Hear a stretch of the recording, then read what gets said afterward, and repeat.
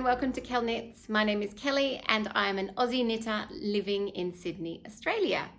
Before I start today, I just want to take a moment to acknowledge the Camaragal people who are the traditional owners of the land where I'm filming this video today, and I would like to pay my respect to their elders, both past, present, future and emerging. And if you would like to know more about the Camaragal people or why acknowledgement to country is so important here in Australia, I will put some links in the show notes below. This is my YouTube channel where I chat about knitting, what I'm working on, what I finished, what I want to work on, what I wish I could be working on, all of those things. And you're very welcome here. If you've been before, welcome back. If you're new, hi, welcome. I hope you enjoy this 20-30 minute chat about knitting. And of course, if you enjoy the video, give it that like and subscribe if you would like to see more. I have 2 finished objects today. Yes, I only finished one of them today. And I have a couple of new whips as well to show you, so a few things to talk about. I am once again, like my last video, if you did watch that, I'm sitting in my little tiny green corner here because it's nighttime. Husband is out again tonight, daughter is in bed, and it turns out this actually might be quite a convenient time to film these videos. I find it hard to find that time during the day to film videos, so perhaps this could become my, I don't know, usual setup. Who knows? Let's wait and see. But I did bring with me tonight, a glass of wine, because I think I mentioned it last video. I was like, oh, it's the evening, I should have a glass of wine, and I didn't. And tonight I thought, you know what? That's not a bad idea. So I've got a beautiful Barossa red. They make beautiful big wines. So excuse me for a minute. It's very nice. Okay, let's talk about what I'm wearing. This is why I really did want to film a video, because I'm so excited that I have finally finished my Poet by Sari Nordlund.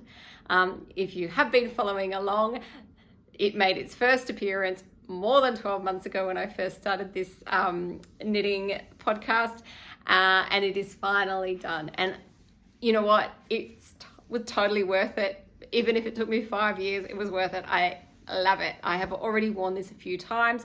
I've worn it to work with a lovely black skirt and it looked really good. I've worn it casually on the weekend with some jeans and it looked great, and I really, really, really love it.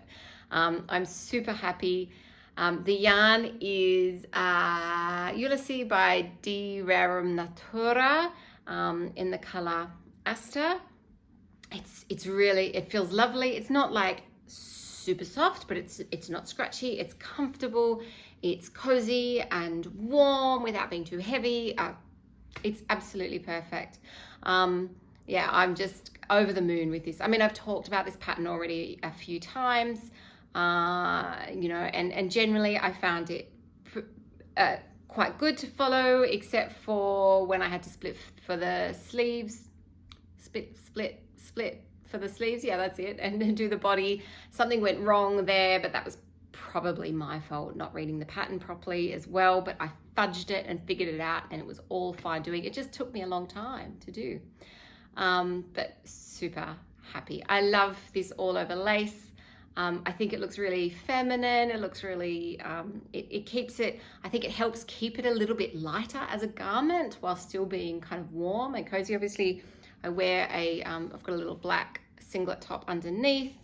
It has this extra long ribbing on the arm, if you can see that, which I thought, oh, that's interesting.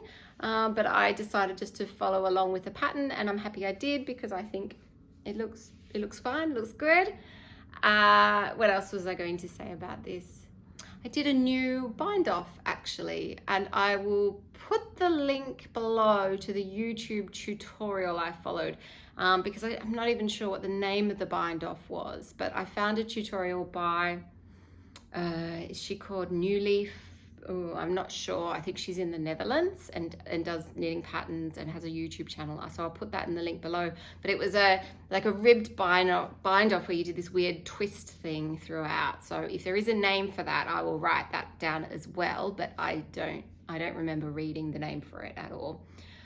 Probably my only, if I had to be really picky, criticism about this is that this neckline is just slightly too wide, in that I have to kind of like, you know, tuck the bra strap and the top singlet strap to the sides a little bit and check that throughout the day.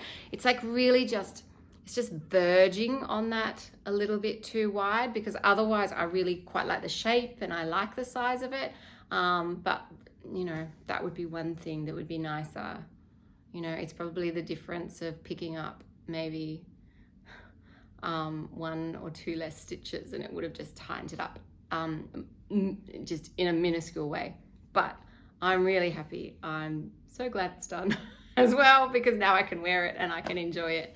And I think what's really satisfying as well is that I haven't been knitting for a long time, so I don't have like a huge number of knits, but I do find some of the things I knit, I don't always wear them, but I want my knits to be wearable. I want them to be practical. I knit because I love knitting and I enjoy the process and I find it relaxing and I find it creative and interesting and all those things. But I choose patterns because those are the patterns I want to wear. And so this feels really successful to me as well, because I know it's a garment that I'm going to continue to wear. I'm going to wear a lot now, and I'm going to continue to wear it. So I'm very, very happy with that. So this is my Poet by Sari, Nordlund. Next up, I said I have 2 finished objects. So this is my first.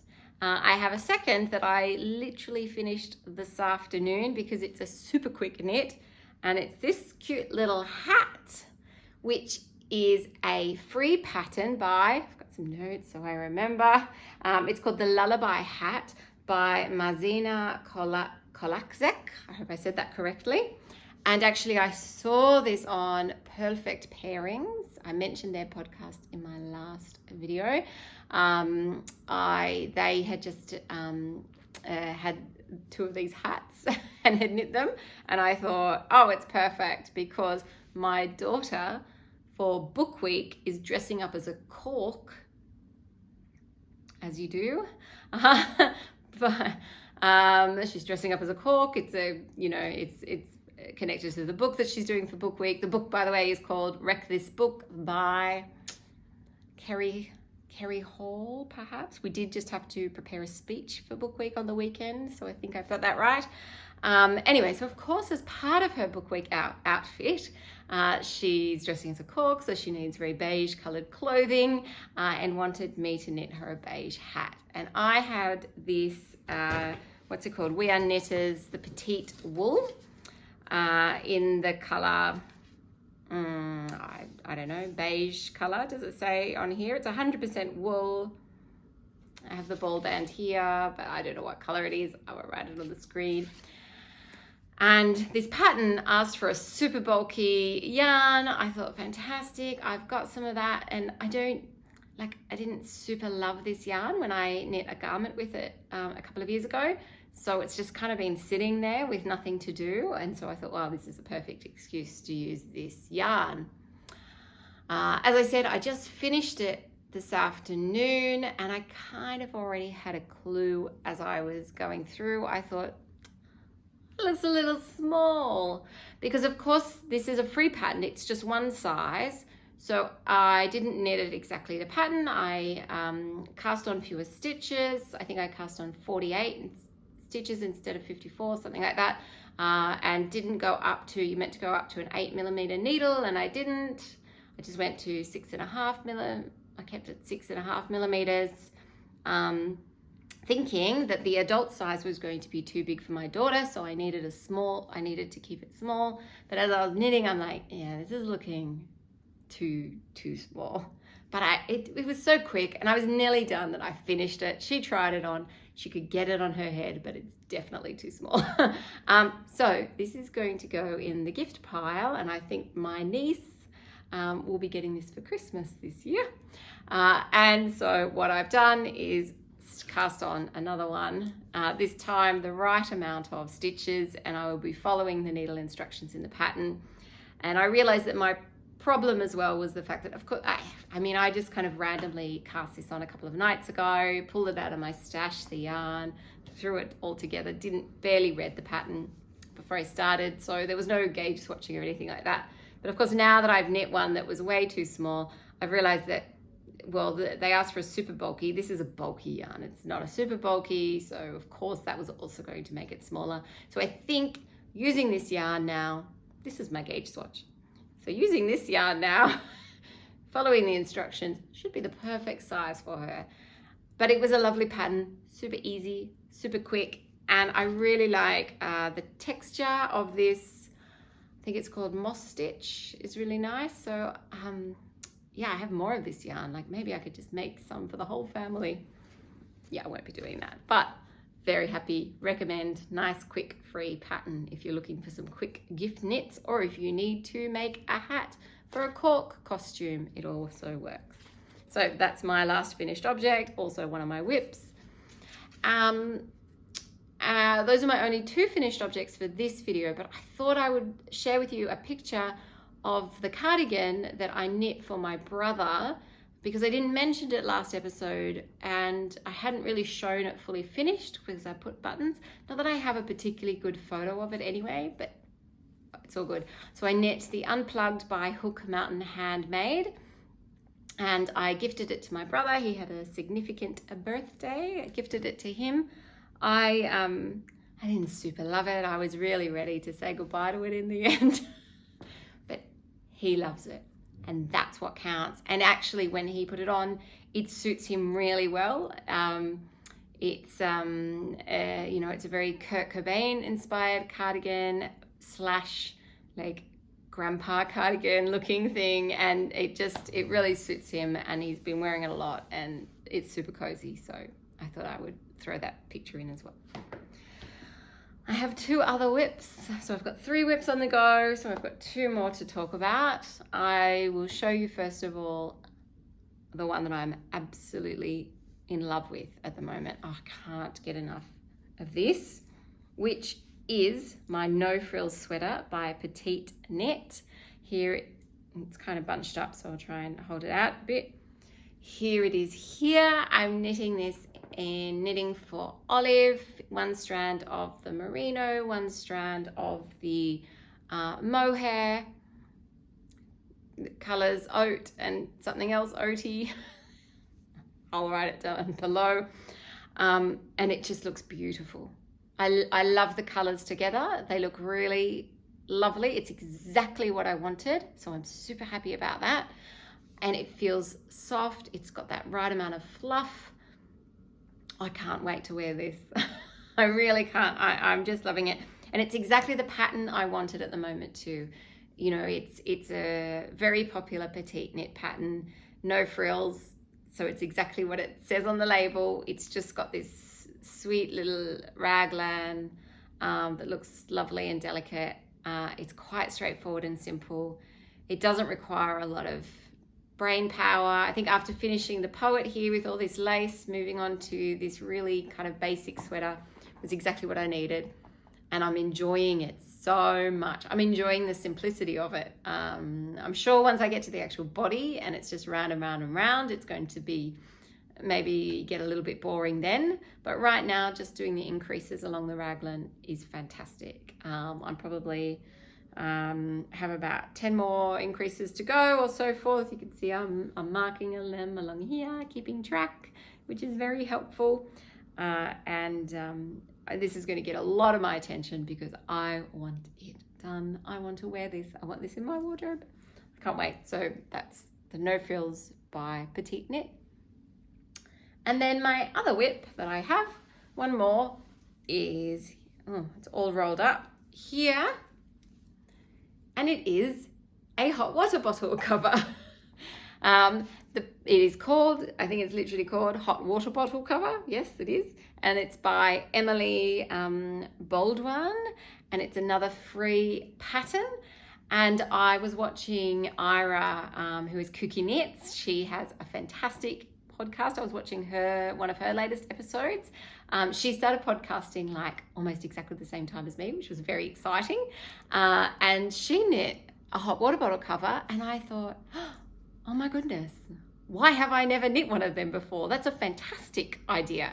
My daughter loves to go to bed with her hot water bottle. It is winter here in the Southern Hemisphere, so we are still using our hot water bottle covers and their covers. But the cover for hers is really not in good condition. And every time I look at it, I think, oh, we need to really get a new cover for that. It's not looking great.